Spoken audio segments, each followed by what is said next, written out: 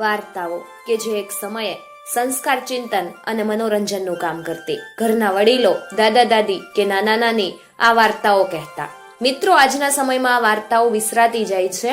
આવી જ એક વિસરાઈ જતી વાર્તા આજે આપણે સાંભળવાના છીએ, જેનું નામ છે અજબ ચોર. ઝવેરચંદ મેઘાણીએ ડોશીમાની વાતોમાં આ વાતને સ્થાન પણ આપેલું છે. એક હતો ચોર. એને એવું નીમ કે વરસમાં એક જ વાર ચોરી કરવી, બીજી વાર નહીં.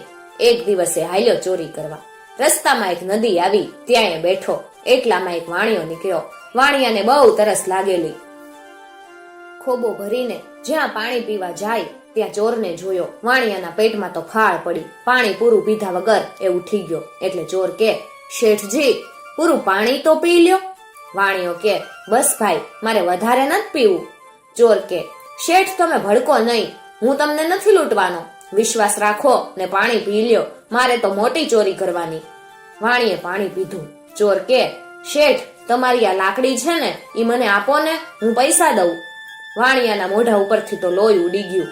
એ બોલ્યો, ભાઈ, મારાથી લાકડી વગર હલાય નહીં. લાકડીને ટેકે ટેકે તો હું હાલું છું. અહીંયા વગડામાં બીજી લાકડી ક્યાંથી કાઢું?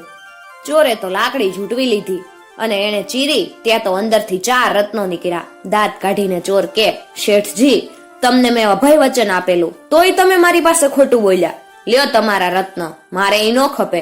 તમે કયા ગામ જાઓ છો? શેઠ કે, ઉજ્જૈની નગરી. ચોર કે, ઉજ્જૈનીના રાજા વીર વિક્રમને એટલું કહેજો કે આજે રાતે હું ચોરી કરવા આવીશ, માટે હોશિયાર રહે. વાણિયાએ જઈ અને રાજા વિક્રમને આ ખબર દીધા. રાજા વીર વિક્રમ તો વિચારવા લાગ્યા કે ઓહો, આવો બહાદુર ચોર કોણ હશે? આ ચોર તો સામેથી સમાચાર મોકલે. રાજાએ હુકમ કર્યો કે આજ રાતે હું એકલો આખા નગરની ચોકી કરવાનો છું, માટે બધા સિપાહીએ રાતે રજા આપવી અને કોઈ આખી રાત જાગવાનું નથી. નગરના માણસોને પણ કહેજો કે નિરાતે સૂઈ જાય. રાજાજી તો દેવતાય પુરુષ હતા. એના વચન ઉપર બધાને વિશ્વાસ. રાત પડી. ચોકીદાર બધા પોતપોતાને ઘરે ગયા. ગામના માણસો પણ સૂઈ ગયા. નગરના ગઢના દરવાજા દેવાઈ ગયા. રાજાજી એકલા ચોરનો વેશ લઈ અને નગરની અંદર ગઢની રાંગે રાંગે ફરવા લાગ્યા. ફરતા ફરતા એક જગ્યાએ ઉભા રહ્યા. એને લાગ્યું કે અહીંયાથી ચોર ઉતરશે. ત્યાં તો બહારથી પેલો ચોર ગઢ ઉપર આવ્યો. ચોરે જોયું કે અંદર એક આદમી ઉભો છે, એટલે તે પાછો ઉતરવા માંડ્યો. ત્યાં તો રાજાએ સિસોટી મારી. ચોર એકબીજાને જોઈને સિસોટી મારે એવી જ આ સિસોટી હતી. ચોર સમજ્યો કે આ મારો જ ભાઈબંધ લાગે, એટલે અંદર આવ્યો. વિક્રમ રાજા કે, ચાલ દોસ્ત, હું આ ગામનો ભોમ્યો છું, તને સારા ઠેકાણા બતાવું. બંને જણા ચાલ્યા. ચાલતા ચાલતા એક શાહુકારનું ઘર આવ્યું. રાજાએ અંદર જવાનો રસ્તો બતાવ્યો. ચોર અંદર જાય ત્યાં શેઠ શેઠાણી ભર ઊંઘમાં સૂતેલા. ચોર થોડી વાર ત્યાં ઉભો રહ્યો. ઊંઘમાં ને ઊંઘમાં શેઠાણી બોલ્યા, કોણ એ ભાઈ?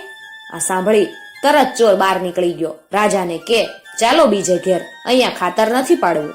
રાજા કે, કાં? ચોર કે, શેઠાણીએ મને ભાઈ કીધો, બેનને કાંઈક દેવાય. એમ કહી પાછો અંદર ગયો. પોતાની પાસે સોનાનો એક વેઢ હતો, તે શેઠાણીની પથારીમાં મૂકી આવ્યો. પછી 2 જણા બીજા ઠેકાણે ગયા. ચોર અંદર જાય ત્યાં શેઠાણી સૂતેલા. ચોરનો હાથ એક મીઠાની ગુણ ઉપર પડ્યો. એના મનમાં એમ હતું કે આ શુકનની સાકર છે. એણે એક ગાગડો લઈ અને મોઢામાં મૂક્યો. ત્યાં તો મીઠું. ચોર તરત બહાર નીકળી ગયો. રાજા કે, કેમ થયું ભાઈ? ચોર કે, ભાઈ, આ ઘરનું મીઠું મારા પેટમાં પડ્યું, મારાથી લૂણ હરામ થવાય નહીં, ચાલો બીજે ઘેર. રાજાને થયું, આને ચોર કેવો કે સંત કેવો? ત્રીજા ઘરે ગયા. રાજાએ રસ્તો દેખાડ્યો. ચોર અંદર જઈને અંધારામાં હાથ ફેરવે ત્યાં એક જુવારના કોથળામાં એનો હાથ પડ્યો. ચોર બહાર નીકળ્યો ને રાજાને કે, ભાઈ, શુકન તો સારા થયા, જાર હાથમાં આવી, પણ જે ઘરમાં શુકન થાય એ ઘરને કઈ લૂંટાય? એ શુકન તો હવે ફળવાના, ચાલો બીજે ઘરે. રાજા કે, ચાલ ત્યારે રાજમહેલ ફાડીએ. 2 જણા ચાલ્યા રાજમહેલમાં. રાજમહેલની અંદર દાખલ થયા ત્યાં એક પણ ચોકીદાર ન જોયો. ચોર પૂછે, ભાઈ, આ તે હું? ગામમાં કોઈ ચોકીદાર જ નહીં, દરબારગઢમાં કોઈ માણસ નહીં. રાજા વીર વિક્રમનો બંદોબસ્ત તો બહુ વખણાય છે ને?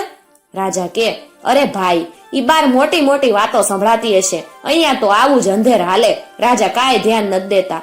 મહેલમાં રાણીજી હિંડોળા ખાટ ઉપર સૂતેલા. રાજા ચોરને કે, આ ખાટના પાયા હોનાના છે, પાયા લઈ લઈ એટલે છોકરાના છોકરા બેઠા બેઠા ખાય. પણ ખાટ શી રીતે કાઢવી? રાણીજી જાગી જાહે તો?